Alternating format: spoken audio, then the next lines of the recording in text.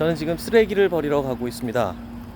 쓰레기를 버리러 가는데 왜 영상을 찍느냐고요? 제가 그 쓰레기를 버리는 영상을 찍는 이유를 잠시 후에 설명드리도록 하겠습니다.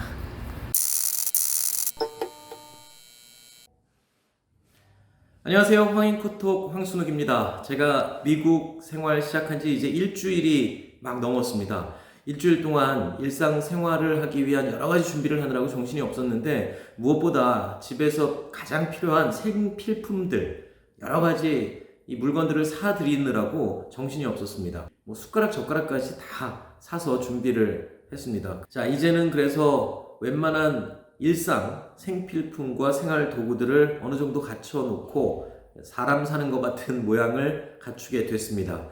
자, 그런데 이렇게 물건을 많이 사들이다 보니까요, 집에 박스라든가 스티로폼 그리고 비닐, 이런 쓰레기들이 엄청나게 많이 나왔습니다.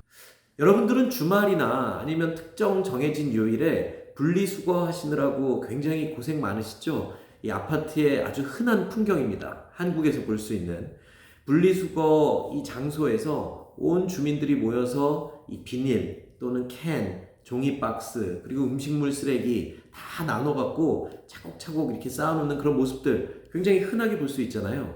자, 전 미국에서 어떻게 했을까요? 미국에서 쓰레기를 버리는 방법, 분리수거가 있을까요?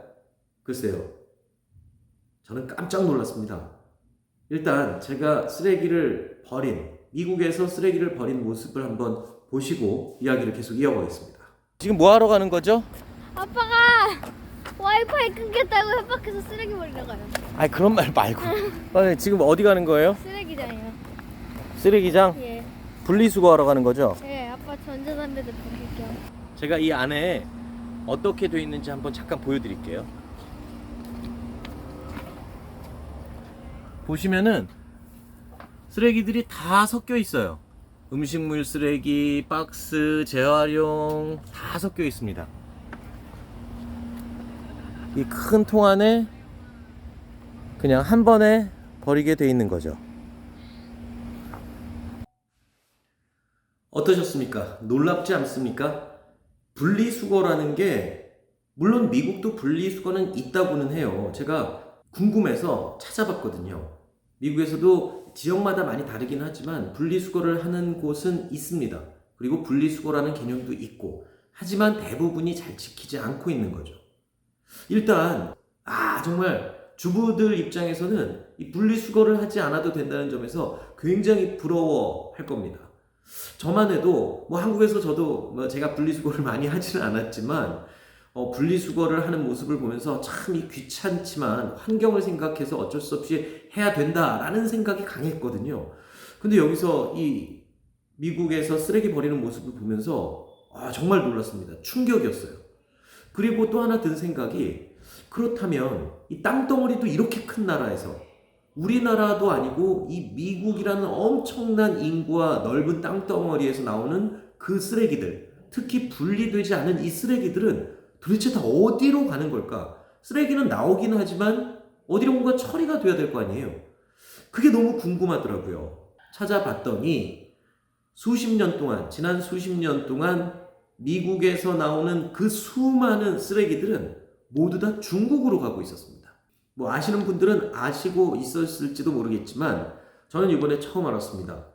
그 수많은 쓰레기들이 모두 중국으로 수출이 되고 있었고, 중국은 그 쓰레기들을 수입해서 폐플라스틱을 가공하는, 그래서 그 가공한 폐플라스틱의 원료를 가지고 다시 재활용하는 그런 이 사이클, 순환 구조가 있었다는 것이죠. 자, 이 엄청난 양의 쓰레기가 중국으로 다 가고 있었다. 어디 보낼 데가 있으니까 미국 국민들도 이 분리수거라는 개념이 아직 제대로 정착되지 않은 것이겠죠. 편리함에 있어서는 분리수거를 하지 않아도 된다는 점이 최고의 장점인 것 같습니다. 자, 그런데 가만히 자료를 찾아보다 보니까요, 중국에서도 이 수입하는 쓰레기량이 엄청나게 많아지다 보니까 최근에 중국이 바뀌었습니다. 지난 2016년도에 청정국가를 선언하기 시작하면서 미국 또는 다른 선진국들의 쓰레기들을 수입하지 않겠다고 선언하고 나선 거죠. 그리고 급기야 2018년도에는 중국에서 완전히 해외로부터 수입하는 모든 쓰레기를 중단한다, 수입을 중단한다라고 밝혔습니다. 그 이후에 어떻게 됐을까요?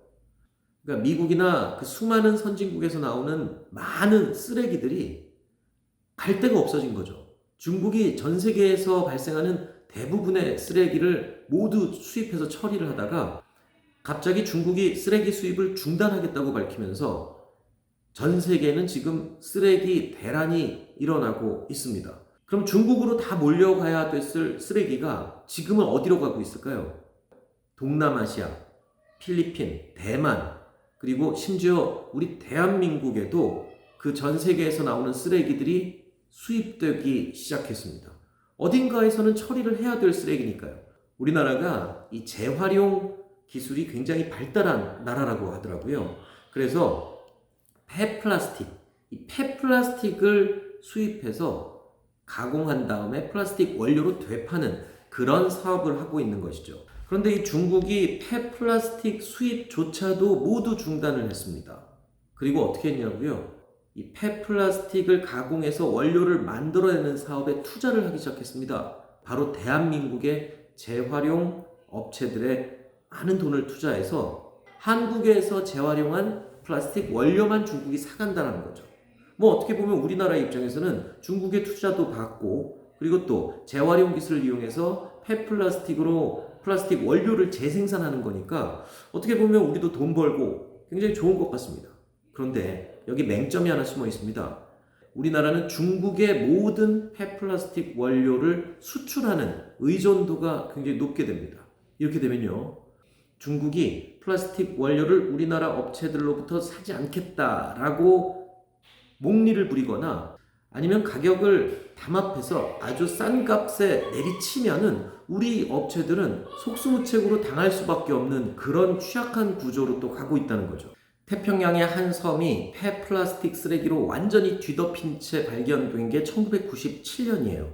그 이후로 수십 년 동안 전 세계에서는 이 쓰레기 문제에 대해서 또는 환경 문제에 대해서 굉장히 목소리 높여서 경각심을 불러일으키는 캠페인도 많이 하고 있죠. 그런데 자, 이렇게 덩치가 크고 인구가 많은 선진국이라고 불리는 미국에서 분리수거 또는 쓰레기 재활용 이런 문제들에 대해서 크게 관심을 갖고 있지 않다는 부분에 대해서 새삼 놀라웠습니다.